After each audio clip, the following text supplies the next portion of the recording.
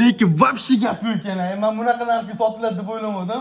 To'g'ri, lekin 52 mingga qo'ydik bu xonadonni. 52 mingga sotilmadi. Keyin kelishsa chiroyli narx qilib berasiz, Kecha to'g'rimi? 52 mingga qo'yganmiz, mana bittasi sotildi. Mana ikkinchisini yana bugun olyapmiz. Bizda realniy yolg'on yo'q kanalimizda. Eng qizig'i boy 2 soat oldin qo'ygan yerim ham sotilib ketdi, to'g'rimi?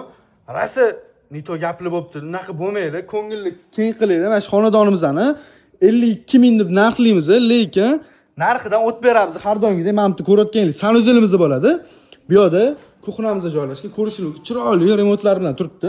Bu yerda ustalarning xonasi, bu yerda podvalimiz, bitta hol joylashgan, ko'rayotganingizdek. Hop, bu yerda yana bitta xonamizni ko'rishingiz mumkin. O'zining sanuzeliga ega, orqa hollari ham bor. Bu yerda zalimizda joylashgan, ko'rishingiz mumkin. Kattaligini chiroyli bo'ladi. Общий sanuzelimiz, bu yerda bitta spalniyamiz joylashgan.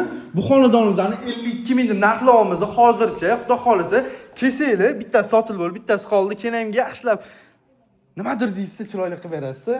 Chiroyli muomala qilgan odamga go'zal narxda beraveramiz. Xudo xolisa, men pastki nomer telefon qilib tez baraka qilib qo'yamiz. Lakasi keladigan bo'lsa, yangi Toshkent postidan 5 kilometr kirganimiz, shunday tusor havasdan ichkari ko'chaga kirganimiz joylashgan. Kimga qiziq bo'lsa, pastki nomer telefon qilib tez baraka qilib qo'yamiz.